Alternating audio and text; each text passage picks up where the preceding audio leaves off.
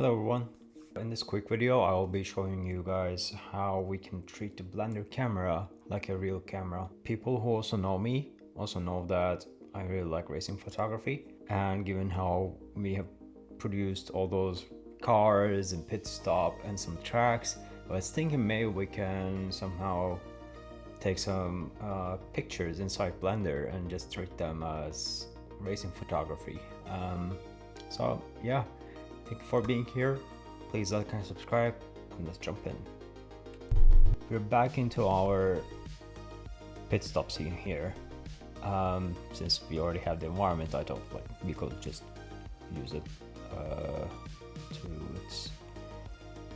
the best way possible. What's important here is to key the animations so that we will have a sense of movement inside the scene, because nothing is static in the life, and when we are taking a picture of something, the amount of motion blur that it will get is pretty much dependent on the shutter speed and the movement of the subject that we are taking a picture of. So I'm just roughly keying the elements just so we will have a better feeling of the living environment once we start taking pictures in there.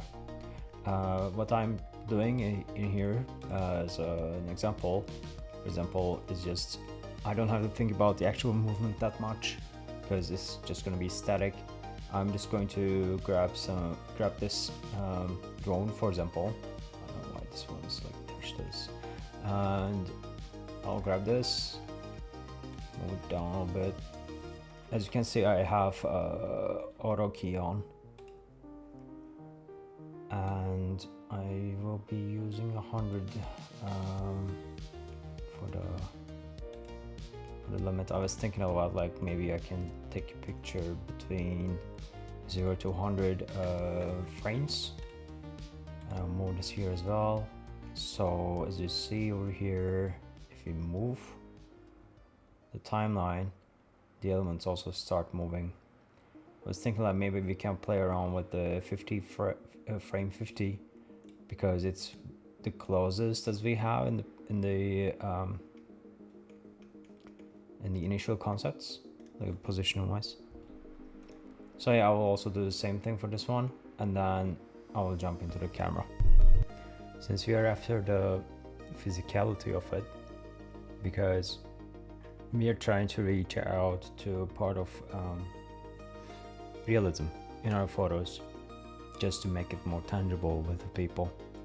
I mean, having a very like wide-angle lens in front of the car wouldn't make much sense, because you will be getting in the way of the pit crew, or you shouldn't be actually wandering around these areas. For example, you should be either on the side or up here with the people, or like up there with some people also hanging around, or maybe you can also be inside the pit itself, like not the pit but the garage, I mean. So we have to think about that, and also we have to pick our lens accordingly. They usually use like telephoto lenses, which is like 85 millimeter to way higher, like I think it even goes to 750 or something millimeter lenses.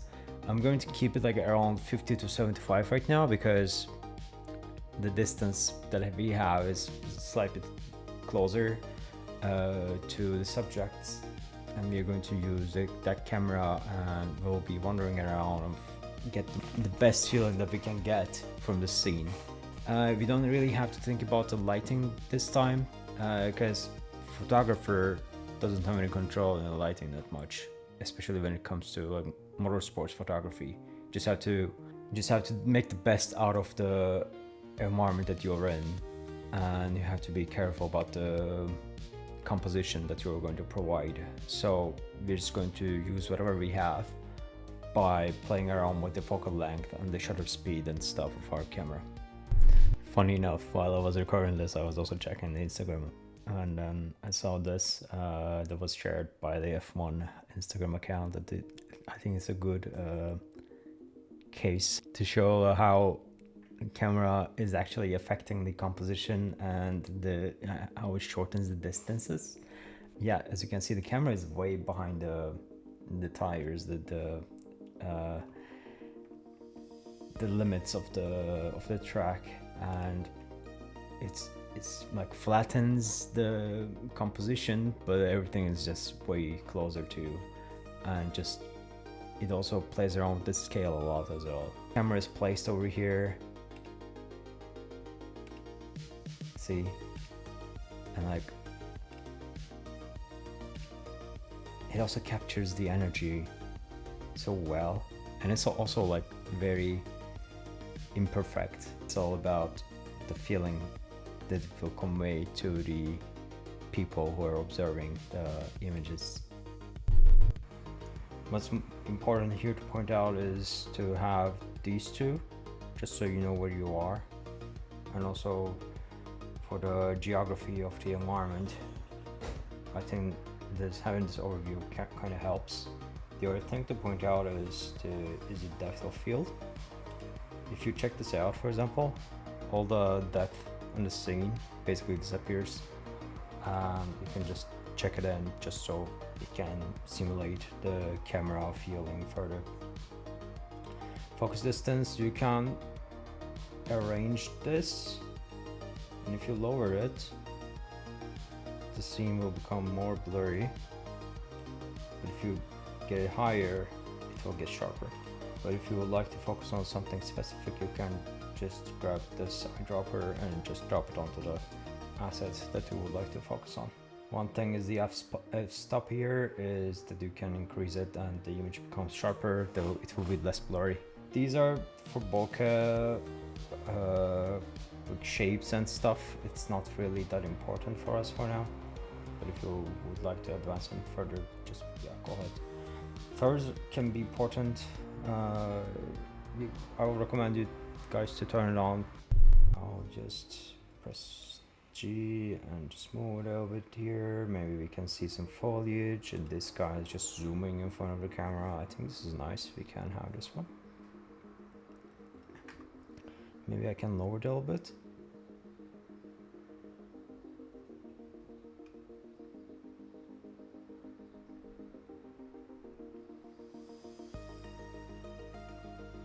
I'll move the camera into the brush. This is cool. I see the guy over here. Maybe we can just focus on it a little bit.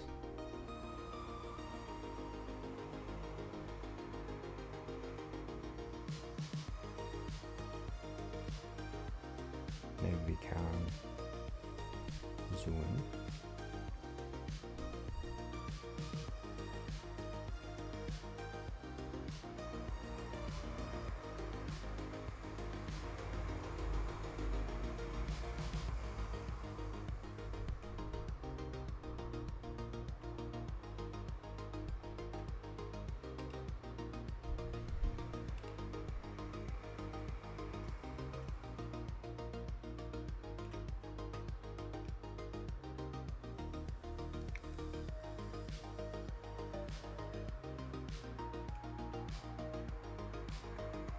I have locked the camera to view, so I can move around the scene as if I am holding a camera. This might be interesting. Where is our focal length a little bit? 75 maybe? Or maybe even 100. Oops, 100.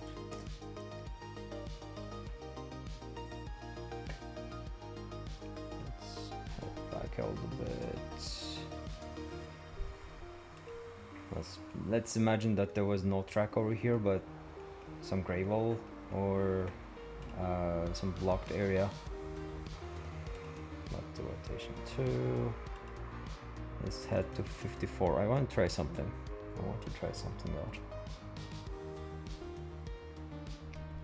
I want to actually move back into the garage.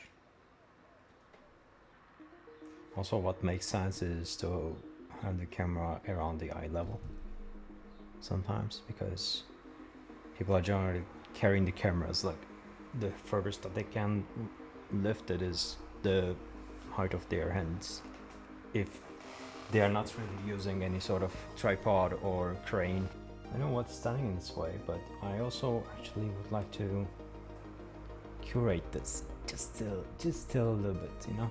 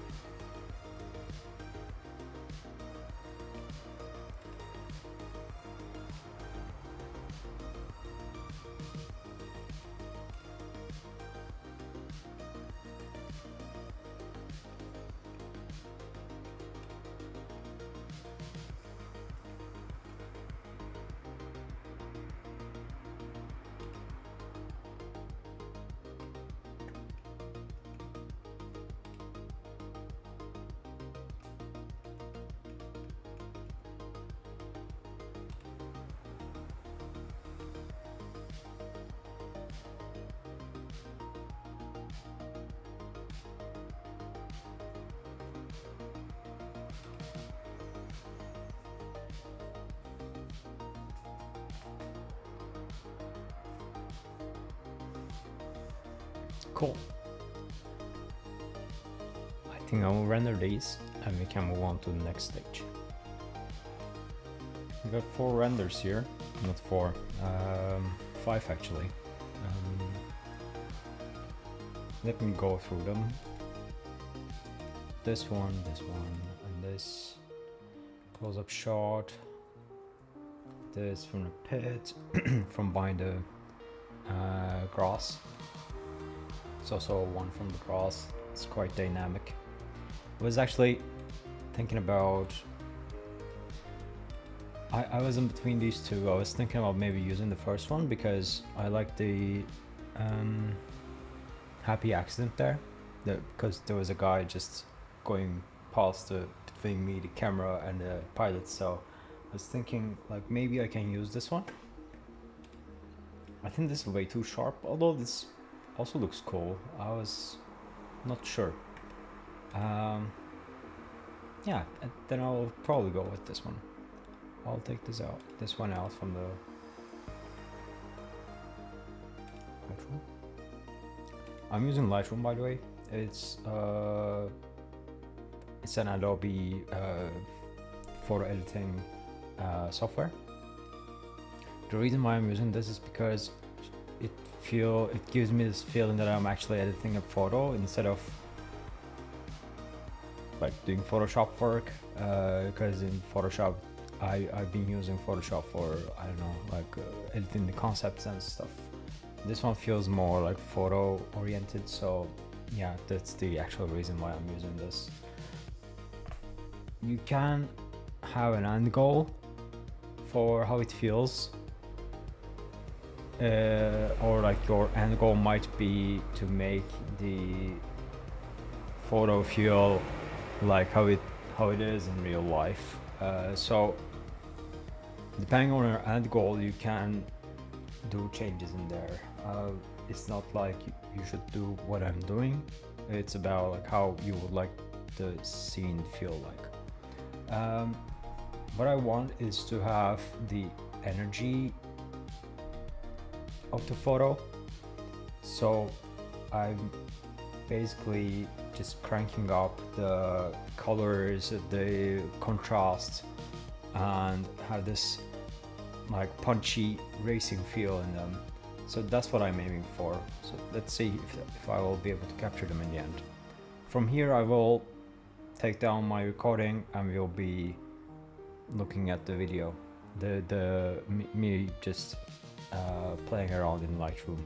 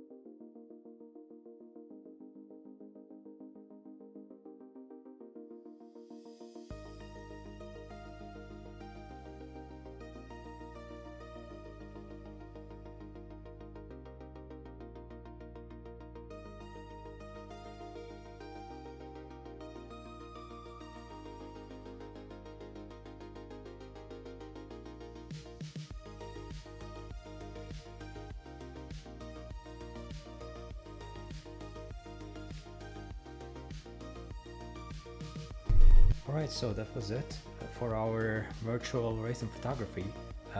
We have produced like 4 cool looking racing photographs from our environment and vehicle. I hope you all enjoyed it. Please let me know if you would like to see anything else, or if you have any ideas or how you would like to approach it. Just please let me know. If you liked the video, please like and subscribe, and I'll see you all in the next video.